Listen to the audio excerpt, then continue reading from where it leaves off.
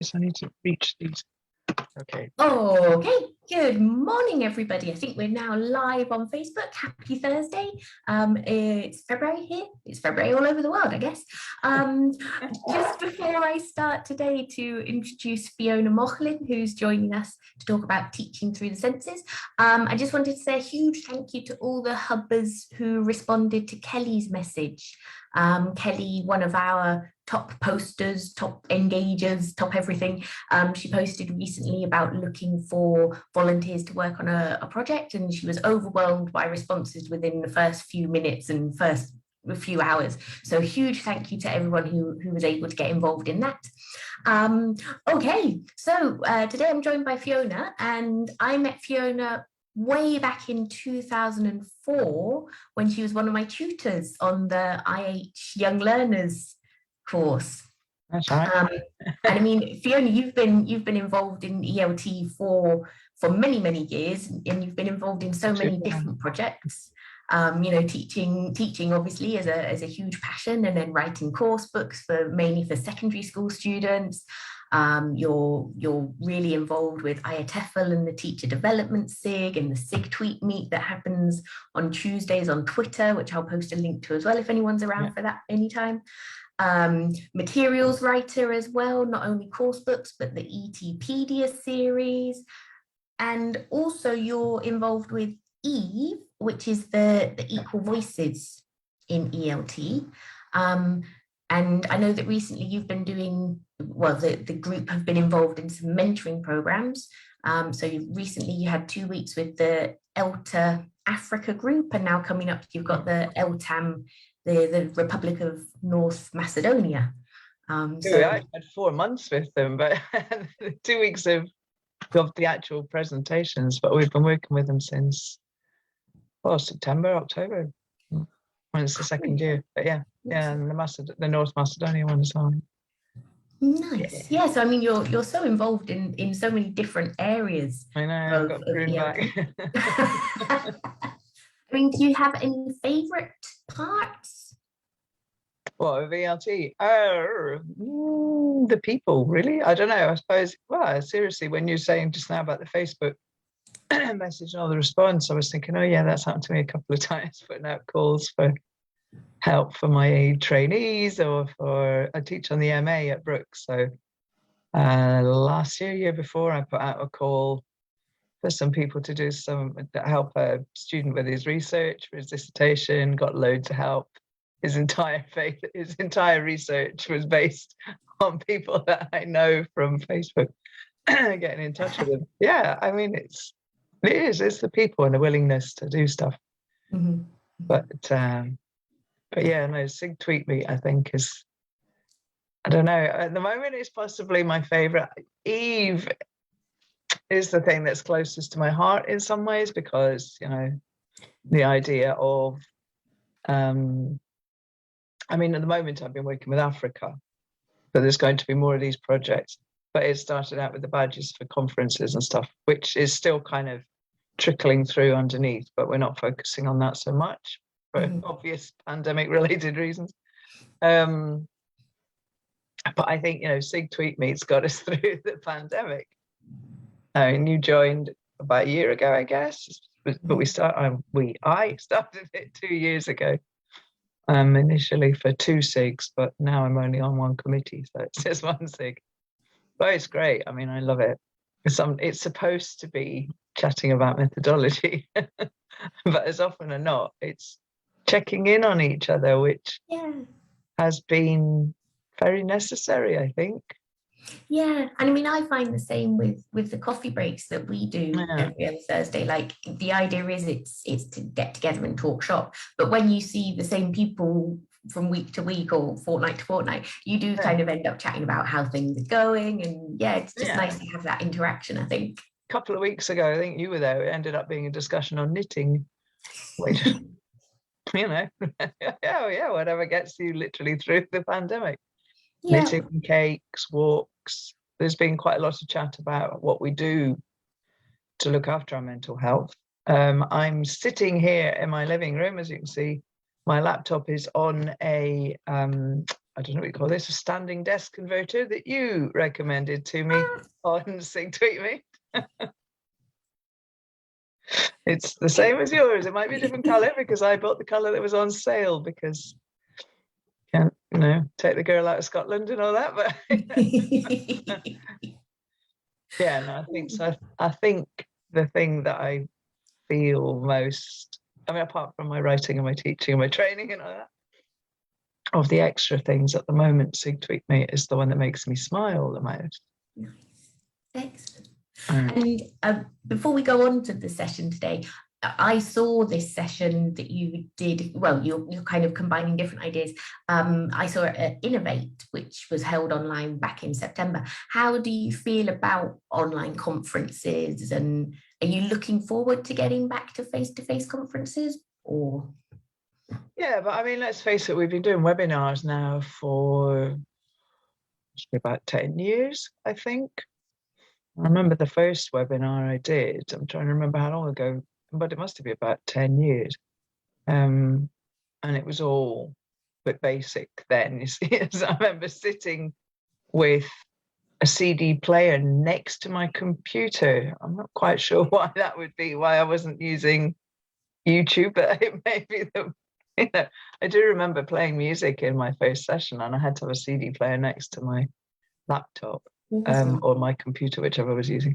But so I think the combination has been there for a while. But yeah, I mean, I was at a conference, a face-to-face one, not this last weekend, the one before, and it was good. But if you haven't been to one yet, it's the low-level anxiety is there all the time, and I think it will be for a while yet.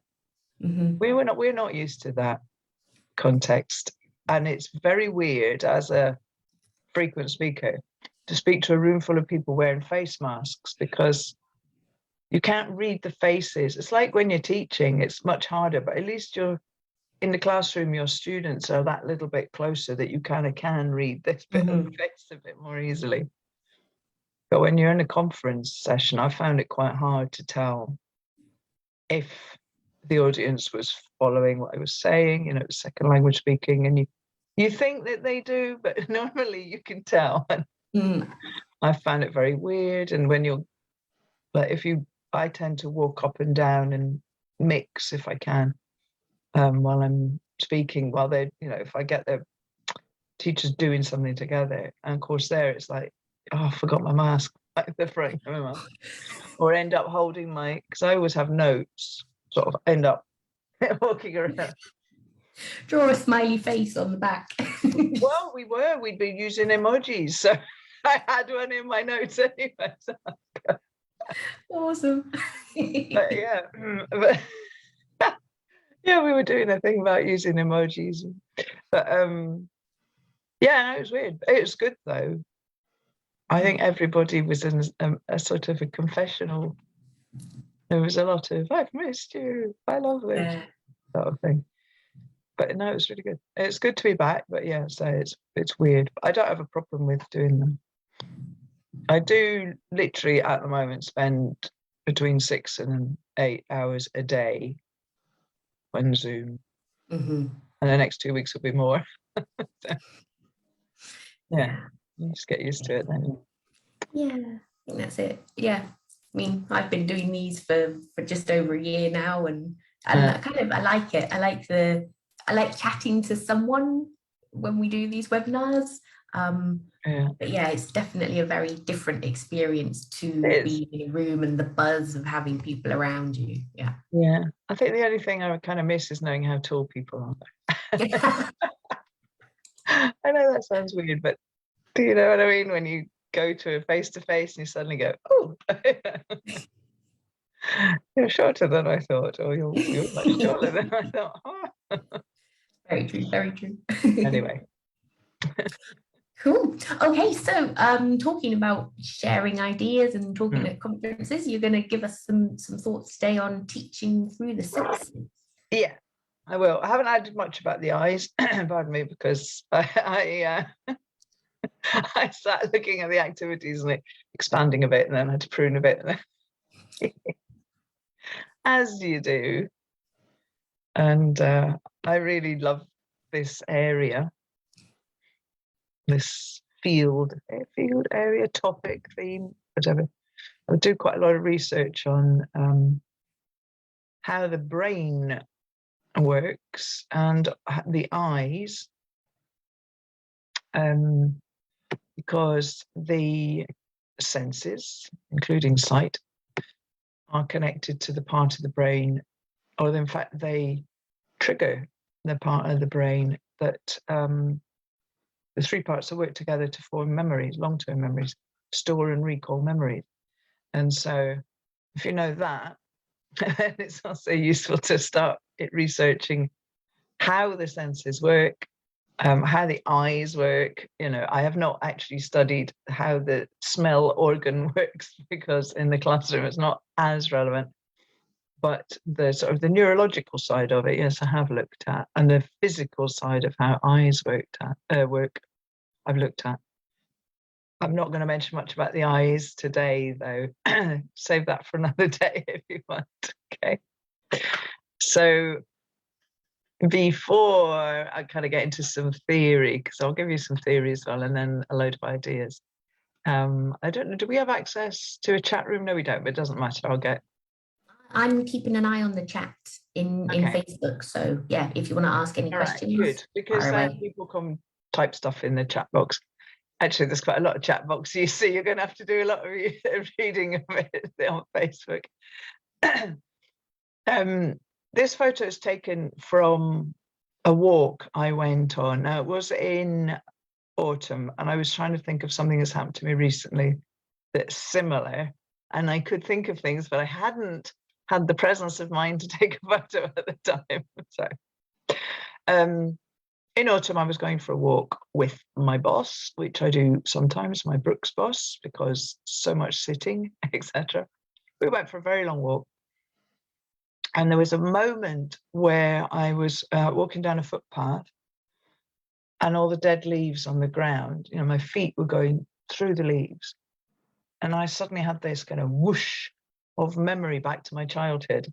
And it was because of the weight of the leaves on my feet. It wasn't just the sounds and the smells and the colors, it was also the weight. It was all the senses were triggering at the same time.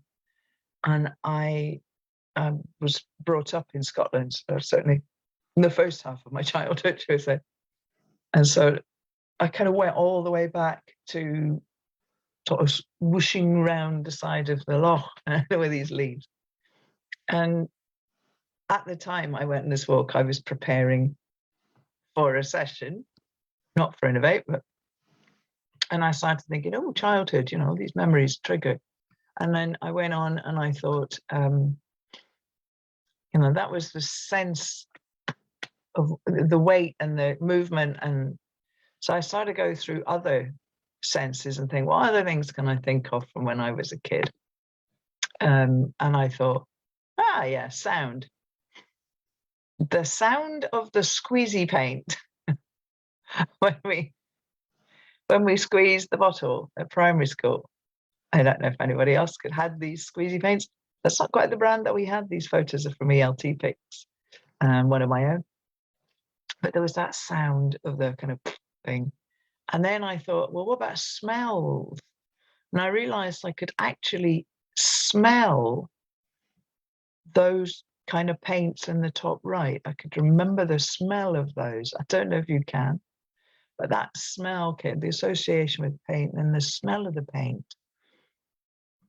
And then I thought, what else? You know, sight. And I thought, that specific green, that shade of green that came in the squeezy bottles of the green paint and doesn't seem to exist anywhere else. It was a very specific green. And all this was coming to my mind, all these memories. And then I thought, okay, I've had the sort of the feel one with the leaves, and I've had the smell and the sound, and I just need taste. And that's where bottom left went, you know, oh, Play-Doh. And in fact, if I'm honest, not just Play-Doh, plasticine, which also had that kind of slightly oily texture to it, or waxy texture. So I'm going to ask the chat box monitor here to keep an eye out, and I'm going to ask anybody watching this, think of a sense, just latch on to one of your senses in your mind, go back to your childhood or to primary school perhaps, and see if you can bring any sounds, smells, tastes, etc. to mind, and just pop them in the chat box. In my experience, T, you're about to read a list of school lunch elements. I never actually had school lunches. No, Karen said that similarly for her, the Play-Doh, not so much the paint, but the Play-Doh, she can remember the smell of that. Oh, the smell of Play-Doh, yeah. I'm not getting the smell of Play-Doh myself, but this is it. We store different associations. Mm-hmm. But by doing this, you're accessing, when it comes to senses, we don't just have an inner eye, we also have an inner ear and an inner nose, an inner taste bud, because we can trigger those sensorial experiences without the thing being present. It often works the other way around. As you know, we walk into a room, we smell something and we go, oh, my grandparents used that soap or whatever, and you get the memory. But we can do the reverse way, where we can bring a smell to mind if it's firmly imprinted enough. And that is a useful thing to be able to do in the classroom. Are you getting any more suggestions in the chat box there? Yep, so we've had the chalk on the blackboard sound. Yes. Oh, yeah. And yeah, that one now. School dinners. Charlotte says the smell of minestrone soup. Oh, right, okay. Yes, I'm getting that one as well. For me, more getting boiled cabbage and mash, but still. Yeah, I mean, like, luckily, thank you, I never had school dinners, but I can remember the texture of the books, like the notebooks that we used to use. Exactly, the feel of paper and stuff. Yes. Yeah, the recycled cardboard cover. Yes, but if you ever had to use sugar paper, do you remember stuff called? Right, well, I can very easily bring the sensation of sugar paper on my fingers. I don't know. It's a general thing. School lunches, smash. If you're about my age, you had that synthetic mashed potato at school, and I can remember the smell and the kind of gritty texture of my teeth. Anyway, what we're doing here is we're accessing the sensory part of our memory. We have three kinds of memory. They've got different names. I mean, obviously, the three parts have got different names, but some people call each kind of memory a slightly different thing. But three of the names are the declarative memory, which is often used in the classroom. That's the knowledge of facts or the memory of facts, what the capital city of Australia is, which I keep having to explain to teachers at the moment. Oh, hold on a moment. I've got somebody at my door. Just whilst Fiona's answering her door, I'm having a problem with my Facebook and I can't scroll through the chat. I'm going to keep trying refreshing the page, but if anybody is posting comments, I'm not ignoring you, I just can't get to them at the moment. So I've got my phone to try as a backup as well, and see if I can somehow. Interesting moment. I bought a car and it's just arrived 2 hours early. Second hand, I'm an ELT teacher. Anyway, memory, declarative, capital cities, and the difference between the present perfect and the simple past, that stuff's declarative. Then we've got procedural. The arrival of this car is related to that. How you drive, if you can drive, when you were learning to drive, you had to think about what you do further. And now, if you've been driving a while, you don't need to do that because it's in your procedural memory. It's like muscle memory. And then the episodic memory. And the episodic is the one that we use the least in the classroom because it's the one, like when you're telling an anecdote, you'll probably remember, where you were, the sounds you could hear, the people who were there. you'll have a sense of movement. You'll have, if it was a meal that you're talking about, you'll remember the taste of the food. That's the episodic memory. It's triggered by the senses.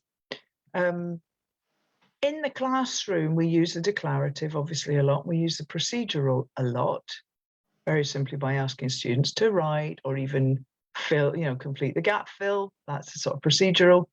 Initially, you have to explain to your students what you mean. Then as soon as you say gap fill, they're off and they know exactly what to do. The smaller children, it's things like, writing from the left to the right, etc. That's procedural. But we don't use the episodic as much. And if we were to use it, as well as the other two, we would give a completer sort of store of memories for students to recall the vocabulary and the learning that they've done. All right. So just give you a teeny bit more theory, and then we'll look at some activities. Well, sorry, now my throat's going. These are the three parts of the brain that work together to form long-term memories. They are connected within each other. The caudate nucleus is near the thalamus, sort of fairly central in the brain. The amygdala just above it, and then the hippocampus hooks over the top. The name comes from the fact that it looks like a seahorse, which I love, that funny little factoid.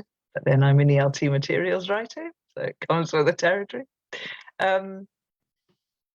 I've put the general things that they function, what they do, problem solving. Caudate nucleus is the thing that means that there are moments, if you speak, for example, Spanish and English, if English is your first language, there are moments where you can't remember the English for it, but the Spanish comes to you quite readily. That's the caudate nucleus. When you're tired, it slightly misfires because it's the one responsible for choosing the correct word for the correct situation.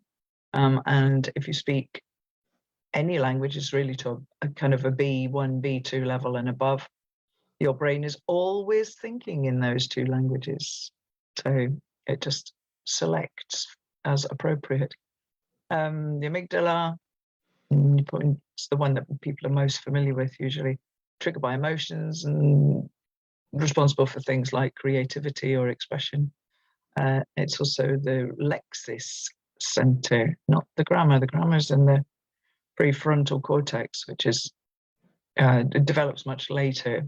In fact, it's only really developing for late teens, so don't get too hung up on grammar in your teen lessons. You can help them develop it, but they'll need a lot more support for that, whereas you can kind of let them fly. If you really want to go for the emergent language in the teen classroom, then triggering the amygdala is the way to do it. And you can do that using the senses. And then the hippocampus, which is the one that forms maps. So that if I was to ask you now to look at to think of the last slide with the plasticine, you're accessing your hippocampus going, yeah, bottom left. And where were the little paints? And the hippocampus has formed that map. They all work together and they're all triggered by the senses. So using the senses in the classroom is kind of a logical thing to do. It is, and pardon the pun, a no-brainer. Neurologically speaking, we have 6 senses, not just 5, okay? We tend to teach 5 because they're the easiest ones to teach, and I mean teach at primary, but there is a 6th sense. So just very quickly in the chat box, which poor T will have to read out to me again, can you name the 6 senses? All 6 of them. What are they?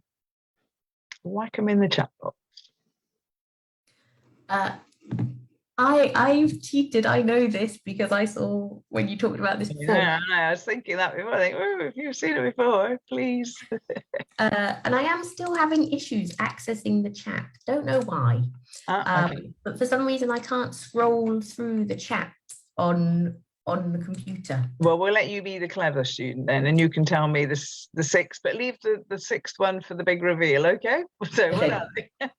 So there's sight, Yeah. and sound, and smell, and taste, and touch. And the last one, the sixth sense, Drum roll. Yeah, and I have to try and say it properly. Proprioception. Proprio. Yeah, there's an extra R in it that one never thinks is there. Proprioception. Yes, it's also called kinesthesia, which makes it sound a little bit more familiar to your average teacher. But proprioception, which is the perception of movement, space, location. It's the thing that allows you to walk about your house at night with the lights off and not bump into too many things, unless you've left a classic piece of Lego on the floor. Because we can judge. It's also the thing that essentially the police use when they think you've been drinking and driving, by asking you to touch your nose or close your eyes, touch your nose, touch your fingers together, that kind of thing. That's proprioception. And they're there. And they've shifted my list to the left because we're on Zoom. All right, kinesthesia, proprioception. I just call it the space and movement one. Okay. It's a bit of a mouthful. So we can use these senses in the classroom without necessarily needing to move around too much or bring smelly things into the classroom and things. Because as we just did before, talking about childhood, we can access the inner senses. All right. We can use objects and things, but it's not always, we don't always have the circumstances or the space or a big enough school bag to carry in whatever it is. All right. So now, again, this is going to be slightly difficult. We don't have access to the chat box, but never mind. There's going to be a way to do it. These are two little activities that you can do to trigger the proprioception sense. The improv box, I will have to explain it, and T, you might have to be my volunteer. It does work better with a lot more people, but never mind. The improv box works on the fact that rather than thinking, for example, I'm going to imagine I'm holding an apple, we can do that the other way around. You can actually put your hand into a position and the hands will send a message to the brain to suggest what you're holding. All right. And that's the, when you do that thing of like the touchy-feely bag, that's the kind of thing that you don't know what you're going to touch. And it's the message that literally goes up your arm into your brain that tells you, okay, but we can do that without a physical touchy-feely bag. So I can imagine I'm passing you something, T, like that. And my brain is now telling me what I'm passing you. And then you can take it from me, right? Take it, right? And then your brain will give you a message to what you think you're holding. What does your brain say you're holding there? My brain tells me I'm holding a fat triangular sandwich. Well, that's interesting because I passed you a courgette according to my brain. I was not expecting to be handed a courgette this morning. No, exactly. I haven't had breakfast yet. I've been running around like crazy. So I think my brain just went, food. Well, I mean, my brain definitely went food as well. Yeah. True, this is it. You see, mine went, I need some vegetables. You can exploit that in the classroom by putting the students in pairs. And they have what I call the improv box, because this activity actually came from, I used to go to improv classes. And this was an activity that we used as a warmer for acting classes. But then I realized, you can trigger vocabulary with it. You put the students in pairs. One of them imagines they're standing behind, large chest or trunk, and they're going to quickly take objects out and pass them to their partner. And as they do that, just using their hands, their brain will be suggesting what they're passing. They don't say anything initially, they just pass the thing to their partner. Their partner will take it and say, "Oh, thank you for the lovely mouse." I don't know why my hand's now telling me I'm holding a mouse, but it is. My brain's telling me that this is somewhere between a small rat and a large mouse. Some weird stuff this morning. So I would say to you, "Oh, thank you for the weird mouse," and you would say, "A mouse? That's not a mouse. That's a whatever." On the odd occasion, which does happen, that they don't know how to say the word in English, then they would note it down. At the end of the activity, which is a quick one, it's like a minute and a half for one partner passing the objects, excuse me, and then reverse roles. So 3 minutes, then they sit down together and they try from memory to list all the things that they said. They put the ones in English on one side, the ones in their own language on the other, and they look up the vocabulary.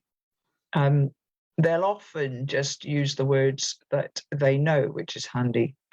But if they don't, then they'll gain a few words. You can then have, go around the room and teach your partner, teach your classmates rather, 2 of your new words. And then you can use that as the basis for. I love those sort of activities where students use their own language, or it's all in their head first. Yes, and then you can go into and where would you use it and when would you use it? Well, let's put it in a sketch. Let's have a diet, whatever. And it's their own word. And it's not quite as random as that old activity we used to do where it was, imagine you're in a lift and the lift gets stuck and you have a conversation where there's nothing really to grab hold of. This is the other way around. It's coming from the student and then they take it into the lift if that's where they go with it. All right. But anyway, that's the improv box in pairs.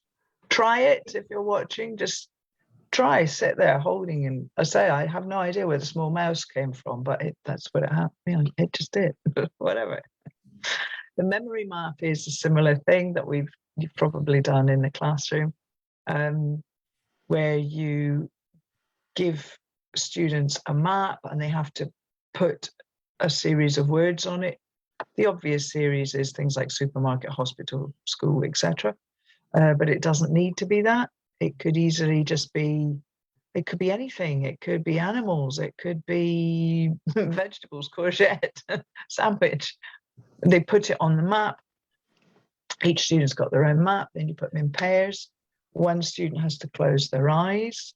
The other one takes the finger of the first one. This is assuming we're COVID friendly.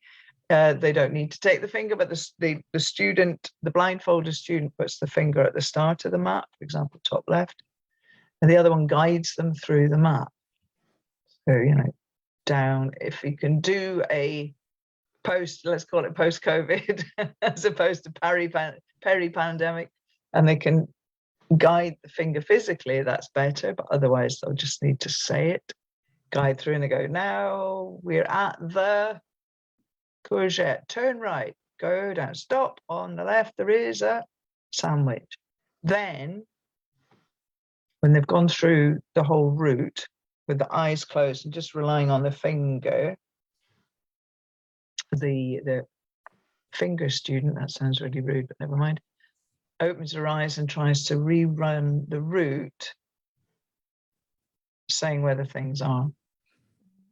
All right, on their own, here, you're on your map, this is the courgette, on your map, this is the sandwich, and then reverse. I'm that in Etepedia, that activity is actually in there, and that was not actually intended as a plug, but it came out like, I'm just aware of the fact that between coughing and worrying about these guys outside, I perhaps didn't explain that very well. Anyway, smell, I think, is one of my favorites, this activity. It is rarely a good idea to take smelly things into the classroom. And asking students to smell each other is not ideal either. It happens sometimes, but it's not the ideal situation. And in a Zoom room, it's even less ideal.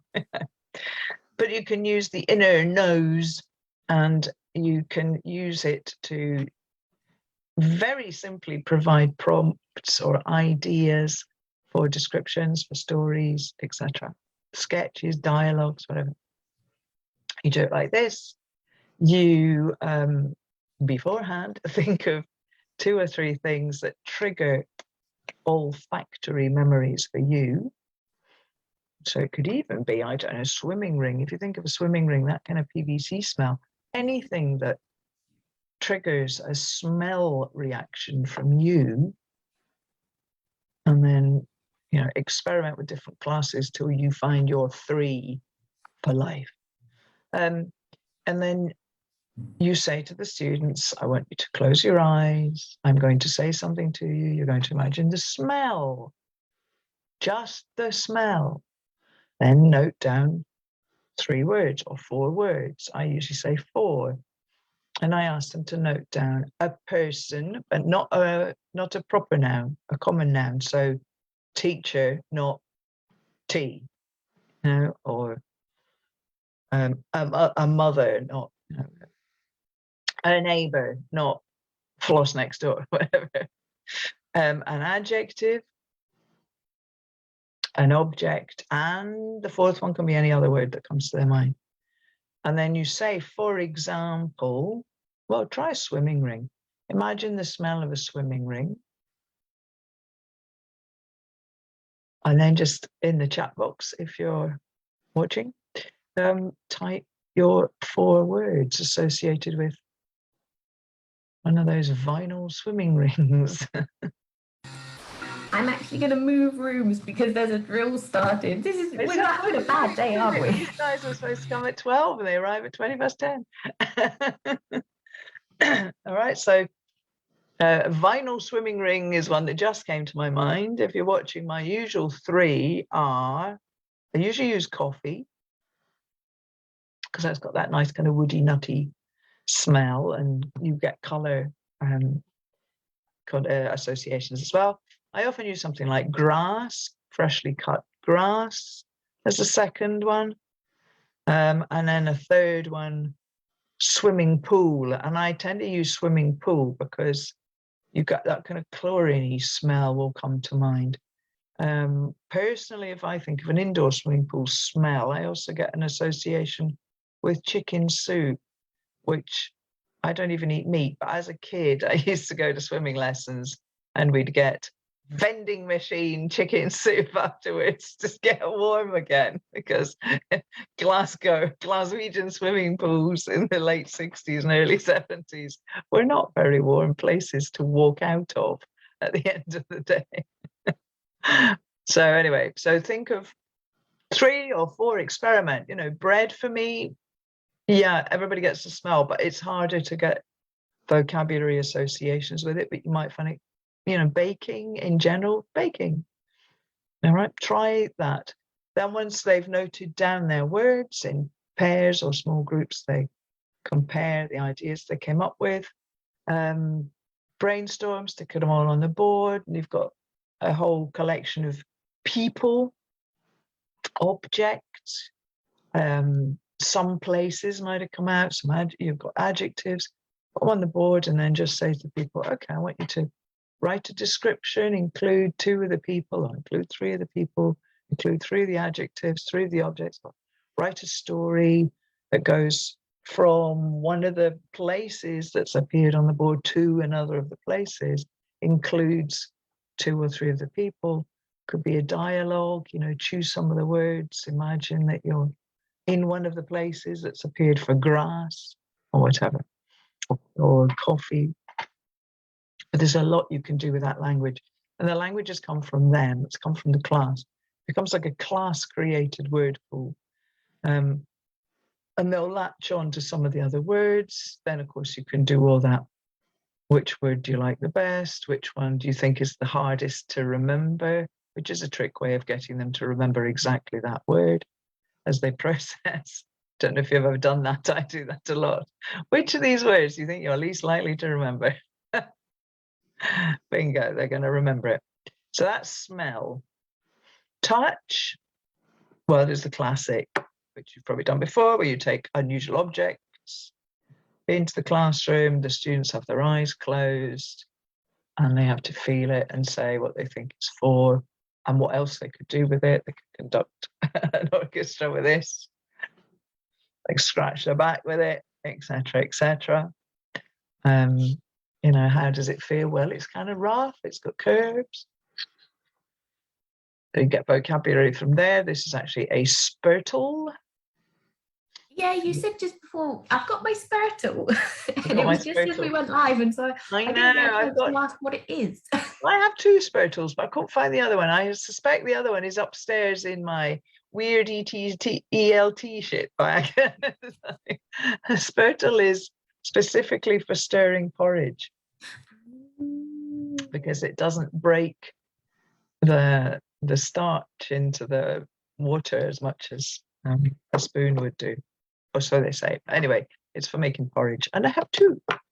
And yes, water in porridge, not milk. But anything, you know, this is whichever one of the mortar and the pestle is not the container. I never know which is which. You know, objects, strange objects, just get them to feel. Pairs of items is great for getting adjectives and doing comparatives, but getting lots of adjectives. And you don't need really complicated stuff. I usually use two stones. I've got shells on my desk as well. If you're sitting in caddies, okay, then you've got shells aplenty. Yeah, and they just need to, if I were to say to you now, or to students now, you know, compare these two stones, all you're going to get is bigger and smaller. Maybe one's grey, one's beige, etc. If you get the students to close their eyes and do it, and I have done this a lot with teachers and students, you actually get a lot of adjectives. And again, if they don't know how to say it in English, they say to their partner, write this down, and then they'll look it up after. Because that's when you start to get, oh, this one's colder, this one's warmer, how strange. This one's rougher, this one's lighter, this one's, etc. You could even get them to imagine what colour the stones are. It's strange how textures will often trigger a colour association. My students are usually correct, or more or less correct. The feel of this one, they'll tend to go for a grey because it's got a kind of a pumicey feel to it, right? Chalky feel. So they don't tend to go beige, whereas this is much smoother and I don't know what this stuff is, granite, limestone, whatever it is, but it is not as chalky as the other one. Okay, so try that. And you'll get lots of adjectives, say comparatives, and it's a lot more effective to use touch than sight for that kind of thing. Hearing, I'm just going to check my clock. We're okay.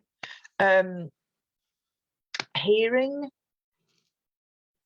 if you've been to my sessions before, I do a lot of musical stuff, visualization with music, or expressing opinions with music, whatever. Do that another day if you want, but not today. Or you can, if you're, I was going to say CD player because I mentioned it before. Gosh, going retro today. If you're whatever you used for playing your MP4 recordings is not working, or you haven't got one, or you forgot to set it up, or whatever, you can use your voice. Now, I usually crack a joke about a sexy voice at this point. So all teachers have a sexy voice. You don't need a sexy voice, but you do need a calming voice. So don't do it like this, all right? If you're going to do visualization. So you try, ironic, hey? You try to keep your voice calm and sort of soothing. You ask the students to close their eyes. Many students do not like closing their eyes in a classroom. So you ask those ones to look at the ceiling so there's nothing to distract. Unless there are frescoes or something on your ceiling, which is unusual in your average language school. and you take them on a walk, essentially, through words. You ask them little questions, and you allow them to note down, open their eyes, note down their answers, noting what they saw, heard, felt, whatever. They can write it in their own language. That's simply so that we're not blocking the visualization. Then afterwards, they'll switch it into English, look up any words they need, or if they couldn't think how to say it when they were writing the notes, then they can reword it in English afterwards. Translation is a good exercise. It does trigger the caudate nucleus. It does help form memories, so we needn't be scared of translating and using L1 as a tool. And you basically ask the students to close their eyes, and if you'd like to do this, I hope my voice is not too croaky right now, and you just take them on a sensorial walk. So you say, for example, it was a clear, dark night. You were standing right in the middle of what? What were you standing in the middle of? Students visualize it, and they open their eyes a moment, they note down what they were standing in the middle of. Close your eyes again. As you stand there, you hear a sound in the distance to your left. Quite a quiet sound. It's clear enough to know that it's what? They open their eyes, they note down what they hear. You say, oh, a movement in front of you, just over there. What do you think it is? Note that down. There's something behind you. Don't look, don't turn around. There's something there, though. What do you think it is? They write down, you can see something in the distance. How does the air smell, etc. You take them through all the senses, and they note all this down. And then they have the language, after your questions, write yourself a little script so that you don't forget any sentences. Have them look up, have them look left, have them look right. Sense behind them, in the distance, in the foreground, near their feet, something near your feet. Oh, what is it? Did that once, somebody screamed, so be careful with that. That was a beach at night, and it was somebody imagining a crab about to nip their toes. But it's an incredibly relaxing activity. Everybody's functioning on low-level anxiety at the moment. Students often are in a language class anyway, because foreign language, weird stuff. So relaxing activities will also help them learn. It triggers the left amygdala, fear and anxiety triggers the right, etc., etc. They write everything down, so they've got something that they can attach it all onto. They're using their own language if they need to. You have a vocabulary moment, or you allow them to work together to help each other express things properly in English, then tell each other what they saw, heard, etc., etc. Then you can use that as the basis for a writing activity of some sort. It could be a description, could be a story. You need to check the time. Inner sight and inner feelings. This I also got from a drama class. I went to theatre direction class for a while, and this was one of my favorite activities, where we had to close our eyes, and the director, the teacher, put some objects in front of us, and then we opened our eyes and we had to note exactly what we saw and how it made us feel and what we thought the story was. This works in class if you can make the room quite dark. Otherwise, you can get the students to just imagine the things and do the same thing. So, for example, the first thing we would look at was like a brass candlestick, a candlestick that reflects, it could be glass as well. A candlestick with a candle and the flame is lit. That was the first thing. So some people think it's calming and warming and comforting, and other people go the sad direction. Then you ask them to close their eyes again, and you add a teddy bear, small teddy bear, or small doll, something, next to the candlestick. You ask students to open the eyes, they look at it, they do the same. Exactly what can you see? Some will note the direction the doll's looking in, if the flame is flickering, whatever. Even if it's in their mind, they can note that. How it makes them feel, what they think the story is behind it. Then close the eyes, take away the doll, put a half empty or half full, depending on your view on life, wine bottle. Just use it with, put water or something in it, but they will imagine what it contains. And they'll also note if it's half full or half empty, etc. How it makes you feel. And then the fourth thing they look at is you blow out the candle. So they just, in the shadows, see the candlestick. I'm explaining this very quickly, but it's recorded, so you can always rewind and listen again. Those 4 images trigger very different reactions from students. And as I say, you can do it with real objects, or you can get students to visualize it. And you giving the instructions, just say, imagine, candlestick, candle is lit. Don't give any more information. Ask them to note the details in the C column, the color of the candle if the flame's moving, if there's reflection or not on the candlestick, what color, that kind of stuff. All right, how the image makes them feel, or the scene makes them feel, what they think the story behind it is. And again, you can use that to build a story. And I guess that sort of activity, it wouldn't work with images.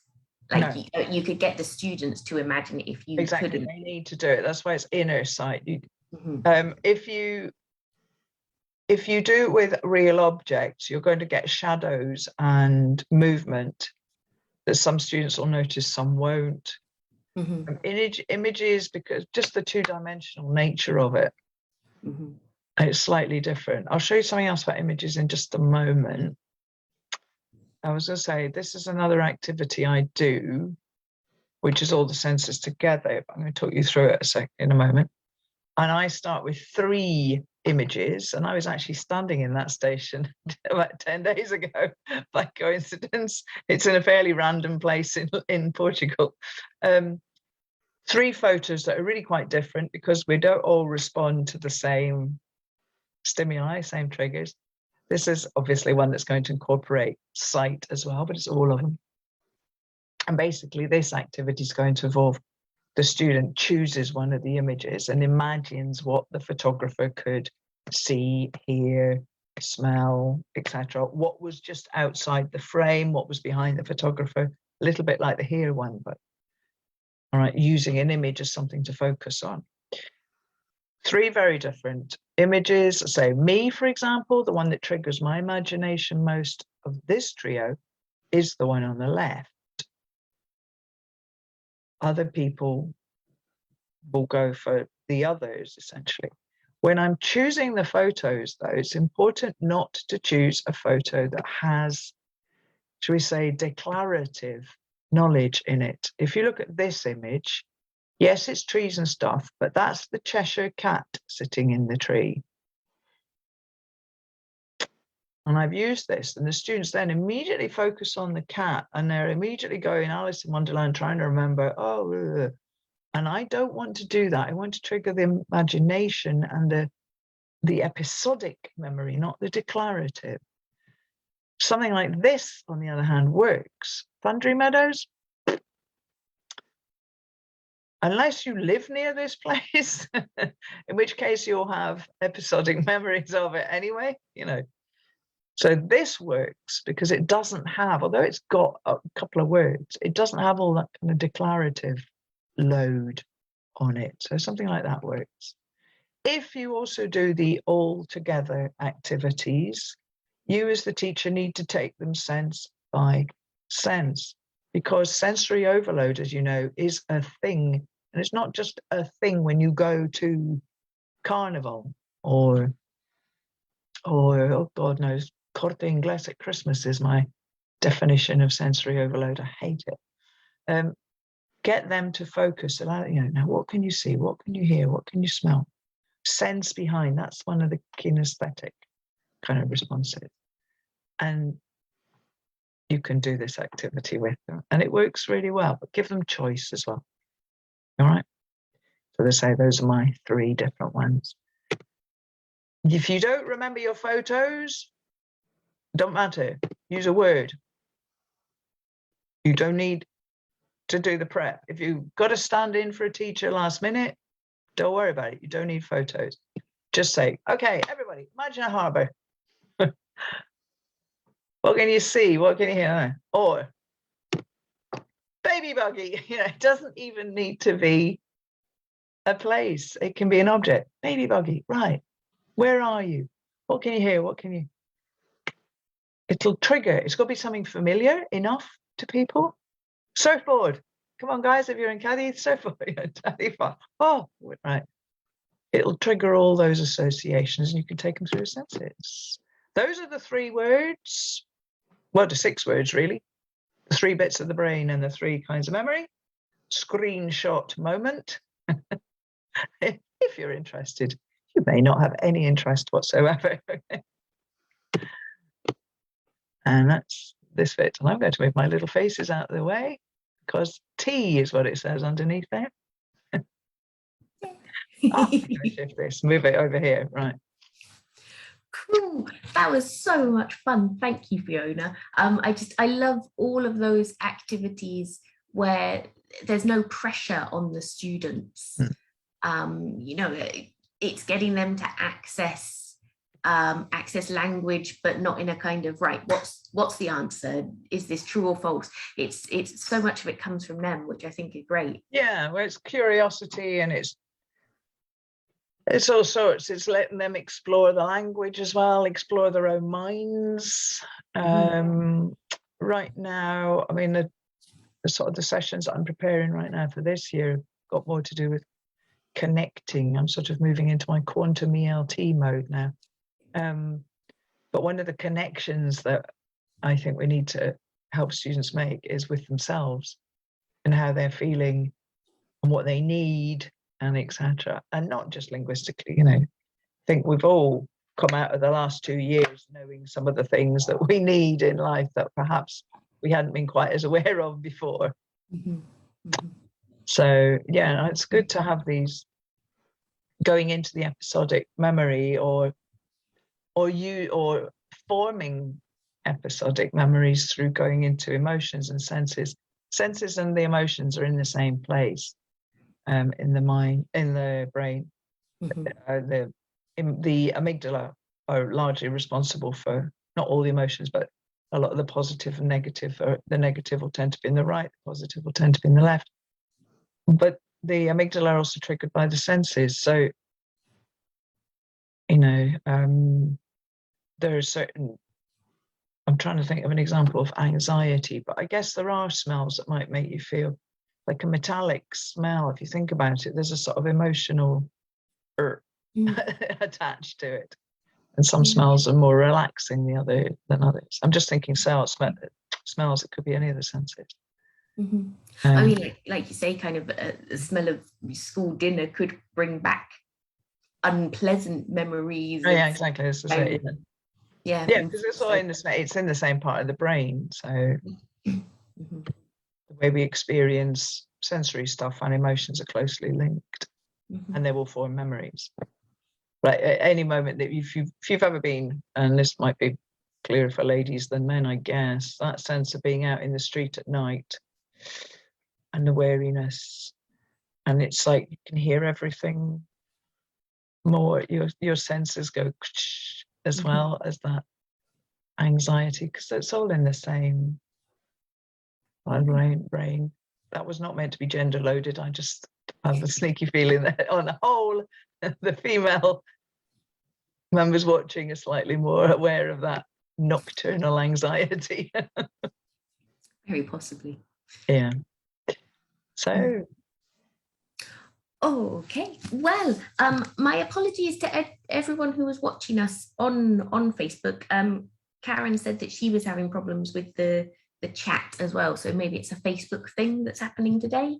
But huge thank you, Fiona, for coming along to join us. If you want to put something on your Facebook group where people can leave questions there, then I can see them.